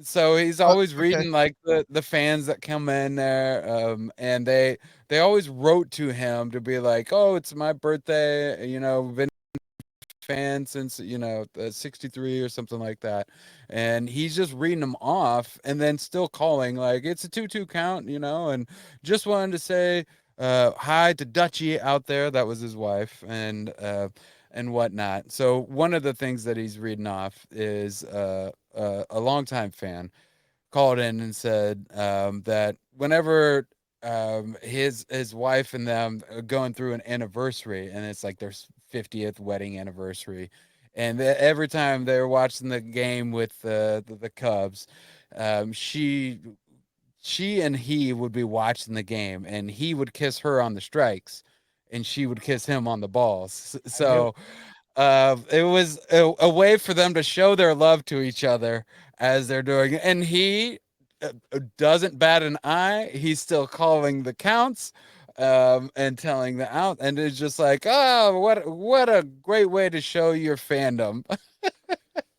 The innocence So of Harry love. Carey, such a legend. I'm When it just comes glad to that you didn't bring up the advent of Japanese players. I definitely wasn't That's touching where I that. was. I That was like, was get that buzzer. no, ready. no, Okay, no, good. no. Good. Poor Moving on. Stoney. Yeah, Run, poor Hector, Stoney. run. Oh, why doesn't he run? Why doesn't he run? How Oh, is man. it? He loved. I mean, he was racist. I mean, there's no question around that. And he was like, "How is it that a guy that is born in the Dominican Republic and sees the sun 365 days of the year loses it in the sun?" Yep. Harry Carey. Harry Carey was, you could see in Major League, you can't say on the radio, Harry Carey yeah, would be that guy that would give Harry Doyle's response. it's true. Yeah, he absolutely was. He I'm gives a I'm crap. sure that Nobody's listening. you probably learned a lot from Harry Carey in Yes. in the booth. WGN Channel 9 watched just about every Cubs game during the summer. Yep. Oh man, So good. it was fantastic. So Good, yeah, great first. That might be one of the best first rounds of our draft. all Hall of Famers, Yeah. all of them. Yeah, Solid. ever. Um, Let's see what we do in the second round. Snakes. Okay, so second round, I'm not doing this out of merit, but I'm doing it because we need an active. So I'm gonna go ahead and pluck Romo from Mm. the active chair right now, because that guy, when he comes out there and he tells the plays that they're doing the Nostra Romo is fantastic to hear and listen. He knows his stuff on and off the field. So I love listening to Romo and what he's doing right now. So that was my active pick, and that was just to get from you guys picking them. All right. I like it. Yeah. I'm going, since they don't have to be color commentators, I'm going to go with the guy who's done almost everything. He's done Notre Dame games. He's done the Indy 500. He's done the Olympics. Mike Tirico. Since he doesn't have to be color. Rico. Mike Tirico. And Okay. I like his voice. For me, he's that even keel. I'm just gonna tell you what's going on, and it's just conveyed nice and simply, and I love listening to him. I love listening to him. He's partnered with the guy that nobody likes. Collinsworth. Yeah, Collinsworth. There you go. And so when Collinsworth is talking, I'm like, can't Mike Tirico just talk, please, and just stop Collinsworth from talking? And he does. He usually comes to the rescue. So I'm going Tirico. And the fact that he's called so many different types of events, I think that's really cool too. And that he's sought after. So yeah, Mike Tirico is my active. Okay. Funkle hates that pick, but I'm going to go. Right. I'm going to go with. I really can't. I'm going to go with the steal of the draft here. Al Michaels. I mean, come on. I was hoping that fell to me, and you were going to take the bait. I thought for sure somebody was taking it. I mean, some legendary calls here. Miracle on Ice, man. Consummate booth guy. Yeah, man. Yeah. I mean, there's just I got to go Al here. So that's my active. He's still calling. No, I thought he retired. No, he calls Amazon. I'm gonna look. Get out of here. Thursday Night Football. Oh man, I'll check it out. Yeah, we'll check on this one. I thought he retired. I'm looking. Dead air. Look at you.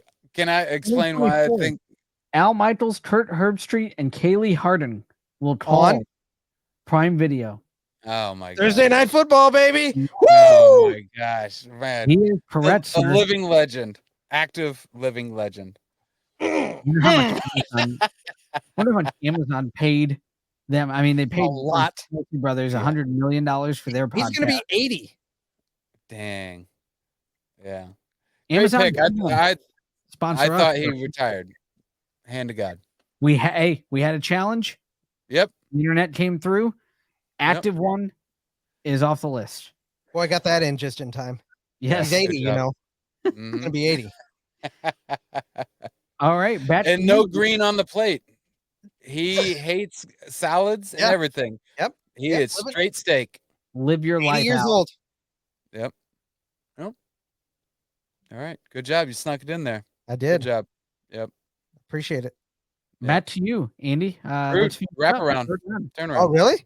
Yeah. All right. Jake's gonna hate this pick. Travis Oh, I is think gonna he love did. it because it's gonna be controversial. It's gonna be Yes. controversial. I think somebody's gonna come to me and say that doesn't count, but I think it does. So you guys are gonna have to vote on this. Jake's not even gonna know this one, but Travis is. Jim Ross, I knew you were gonna do it. WWE legend. Jim Ross. Wrestling WWE. play-by-play. Oh, God. There we Bravo. go. Travis can attest that this guy is a legend. Oh, Yeah. Oh do my God. yourself a favor. Yeah. And look up Jim Ross. Jim Oh Ross. my God. He dude was made to call these wrestling matches. Something will fans happen love in there and he'll give a, my God, they've killed him. They've killed him. Like he's got a family. I've heard damn his it. voice then. I've Oh. definitely heard his voice then. Oh my God. It's so you've heard it on TikTok because they use it Yeah. sometimes in some of the videos. Jim And Ross. his name good is old John JR. Cena, right? Yeah. That- Yeah. that's probably That, him. Stunner. but he's a big Oklahoma University guy. Oh, really? Yep. A Sooner Boomer? Yep. Wow. So yeah, Jim Ross, good old JR. Bravo. Ross, man. Bravo. My brother will love that pick. Yeah, he probably knows who he is. Yeah. Oh man. You're wrong. I don't hate that pick. Okay, wonderful. I did hate the Tirico pick. That makes it even better. I love that even more. It's such a Trav pick, though. It's such a Trav pick. Yes. You know, he's hitting the fairway. He doesn't care Yeah. if it's a par 6. Yep. I'm hitting the fairway, man. A solid This is what I 280 like. right down the middle. Yep. And we're happy. We're waving to the fans. Yep, Hey, guys, thanks exactly. for coming. I'll take 18 of them all day. My closing it out, I mentioned it earlier, kind of a loophole, is the Manning brothers on Manning Cast. I think what Yeah. they have done for just the viewing and what they've done to bring in guests of their own, different guests. Brady was on one. They bring in Rob Riddle was on one. It's the fun that they have together.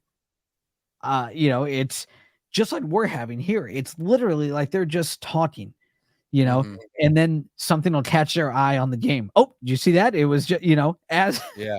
as it's Yeah. just happening. The Manning brothers for me is, I love listening to both of them and the play they have back and forth. Eli, that dry sense of humor, man. Those quick Hilarious. soft comebacks, dude. I love listening to both of them. So the Manning brothers, That's future Hall of Famer Eli Eli Manning. Eli Manning. That's right. which we will Yeah. be live streaming from Canton Oh, with our I good can't friend wait. Which Josh Wood. my favorite part of the Manning Cast is, the brotherly joking back and forth that they're doing and calling out stuff they're seeing on screen. Mhm. But it's also watching Peyton when a quarterback screws something up, Oh, he Oh, hates yeah. and he has to bite his tongue, Oh, because sometimes he's like, and then he's like, yeah. oh, Uh, yeah. Or when they're misusing time management, and yes, not calling a timeout when he can't sugarcoat it. no, he can't. He hates cannot. it. It is in him, and it's got to get out. Yeah, So and good. when he sees it, when they line up, oh, he's got to audible out of this. He's got to get out of this, and they don't get out of the call, Right. and it ends up in a sack or a fumble or a terrible throw. Yeah. Yeah, it's something about those guys, right? The yeah. promos and that. I did see the other day during the last training camp, even though I loathe this guy, my most hated athlete is Aaron Rodgers. Absolutely. And he's in there in a scrimmage like that, and he's calling out the protection at the line, Right. and he looks right at this linebacker that's lined up, and he goes something to the effect of, you might as well step back, you're not coming. And Yeah. sure enough, he, he didn't. It's great. Yeah. When they call him out on things like that, Yep. I love hearing that Yep. and seeing that. And Uh, the Manning brothers are fantastic. That dude, that when they first came out with that Manning cast, I was like, that's one that I saw early. I was like, this is going to change how broadcasting is done. Yeah. Because now you're given those alternatives to every station now because of what they're doing. Yeah, and it's not the polished stuff that you see on CBS. It's Correct. just okay. You guys go in there, Mhm. watch your language, but just like if you Right. guys are sitting on the couch watching a game. Yeah. Absolutely. Yep. So fantastic. Yep. So I guess I'm my last pick. I was Yeah. hoping that Al Michaels would fall to me, but it did not. So I'll take another legend in his own right, and one that was calling a lot of your Jordan games in the playoffs and in the championship, and that's Marv Albert. Yes. Yes. Omar. Steps back for three. Yes. Yep. Yeah, he was very confident in those calls because he had those lacy underpants on Yes. while he was making making those calls. Yep. Marv Albert, a Yeah. fan of the feminine underwear. I mean, do Yeah. your thing, Marv. I mean, you're Yeah, a go for it, hell of a commentator. Yeah. Tenacious D named their band after one of his Yes. calls. Yeah, So he did I say that. mean, Yep. so there's a lot going on there, but mostly the New York Nick voice, but in the playoffs, and I think he and Bob Costas were doing a playoff game when they announced OJ Simpson. Yeah, I think you're right. Yeah. So Yeah, I it think was, when they one of broke those into things where that. they broke into that. Yep. Yep. Yeah. So these commentators, I mean, they're out there to do a job to paint a picture for us, but more than anything, we're remembering them as they're doing as just as much a part of what we're watching the athletes do. So it's pretty impressive, and Yep. yeah, it has a place in history, and I'm thankful to be able to see some of those and hear some of those calls. Agreed. Bravo. That was a fun one. That was a fun draft.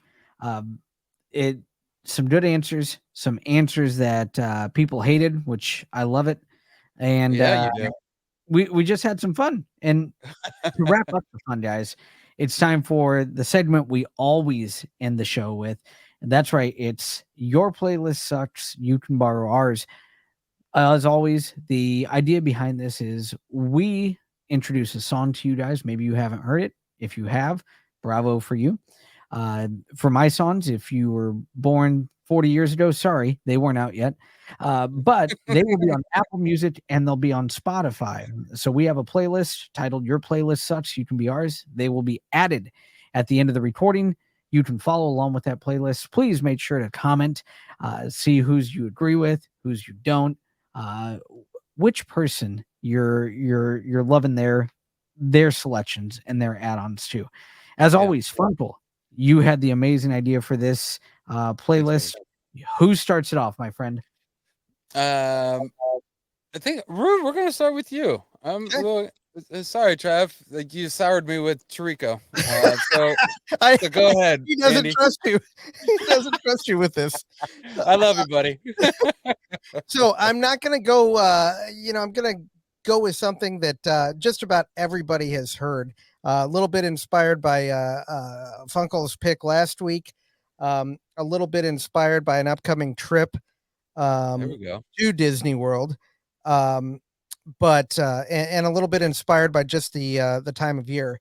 And it has to be one of the greatest songs ever written. It's popular. It's not going to be a deep cut of anything. It is Earth, Wind, and Fire's September. September. Yeah. And yeah, the deepest thing I can go on this is that my mission in life is to ride Guardians of the Galaxy Cosmic Rewind in Epcot and get this song when I ride it. So there's 6 rotating songs on this ride. Really? It's Guardians of the Galaxy. So you don't know what song you're going to get when you get on there. Yeah. One time I got to ride it. I got Miami Sound Machine, Gloria Estefan's Conga, which if there was one pick that I had to have of the song I didn't want, it was that one. Yeah. And that's the That one I was got some Russian roulette situation. It was. And he So was no I will longer. be in December when I go. I will make every attempt to ride that thing until I get September by Earth, Wind, and Fire. Again, it has to be one of the greatest songs ever written. Yeah. If you haven't heard it, you'll get to hear it on this. But yeah, Earth, Wind, and Fire, September. Great pick. Yep. Do you feel lucky, Punk? 1 of 6? What are we Wow. doing? Like in a revolver? Yeah. See, They're like, you you have to feel ask lucky you went. yourself. Yeah, dirty hair. I've ridden that ride 4 times. Yep.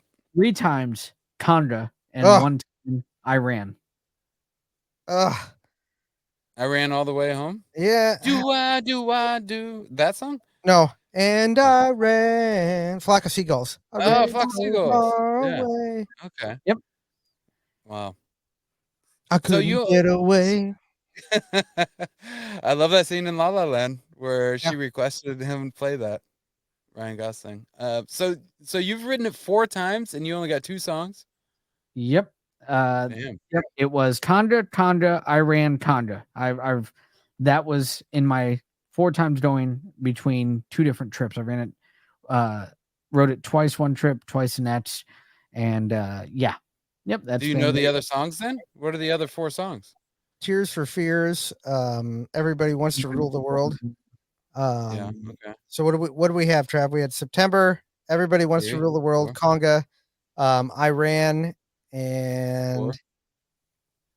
You got 2 other ones out there. man,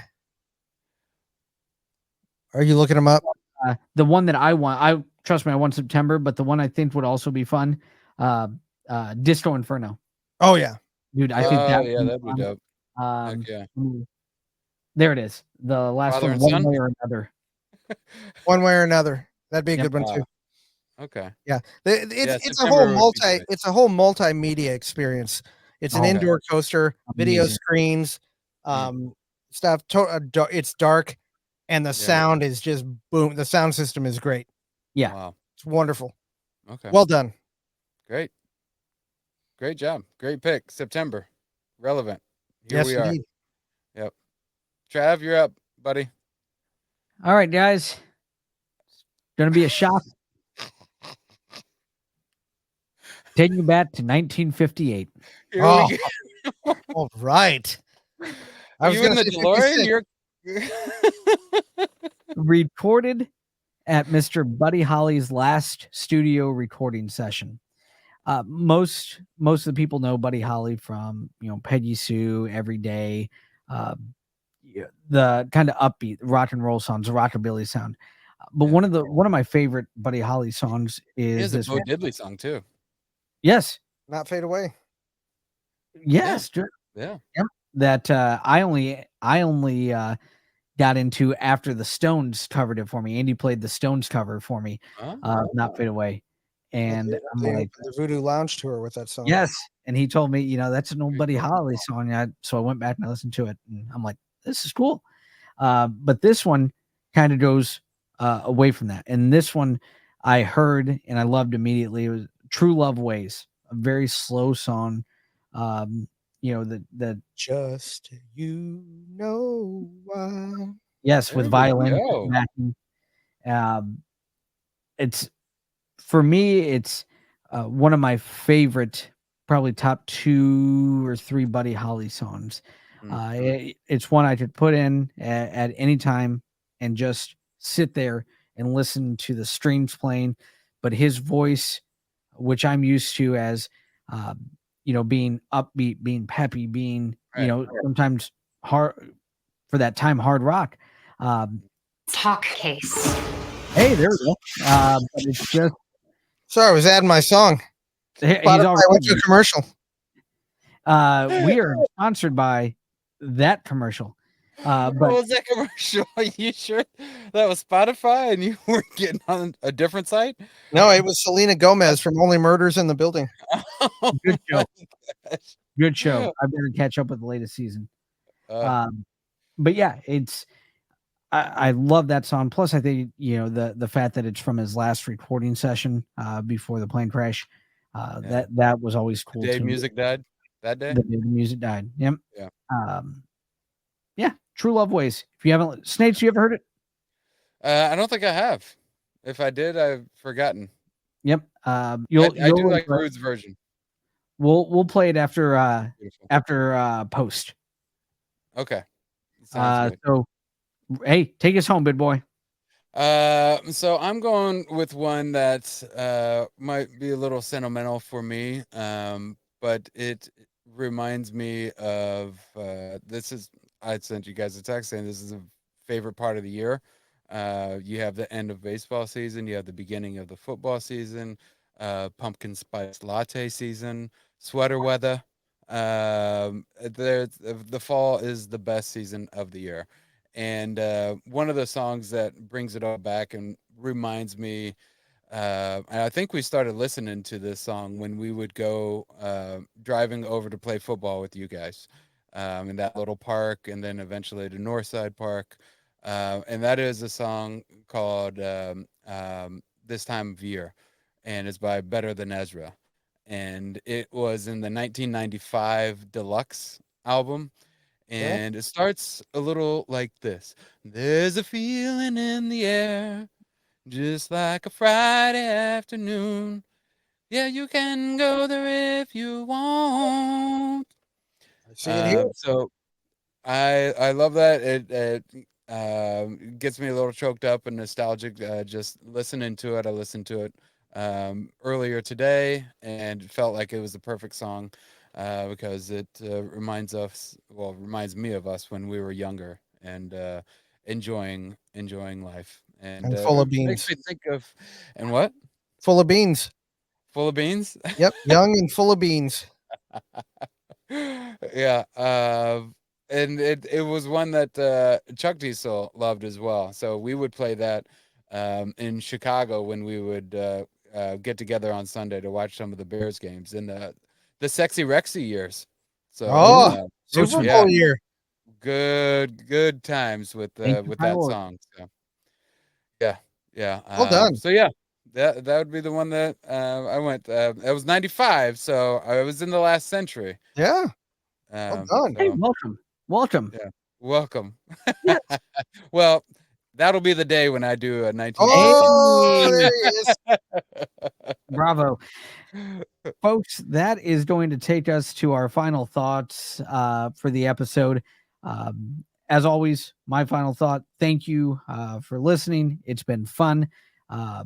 We just love doing it. Sometimes we go way off on different things, and the podcast ends up at an hour and 50. Why not? Yeah. We just have fun All right. doing it. It's good times.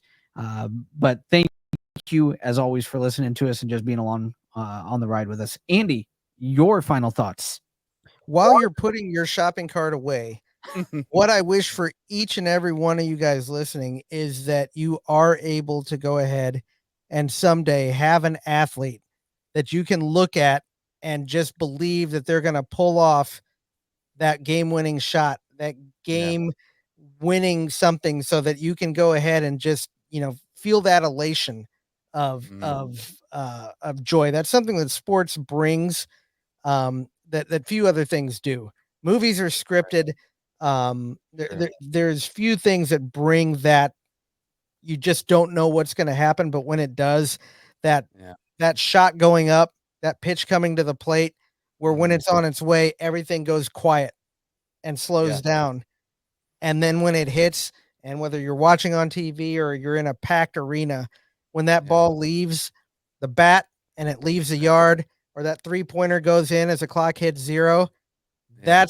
that's what I hope all of you are able to experience at some point in your life. Well Yeah. said. Thank Yeah, you. Very, that is fantastic. very good. When Messi mates that last second Oh, goal. Cut his mic. oh my God, man. Cut his mic right now. How dare you?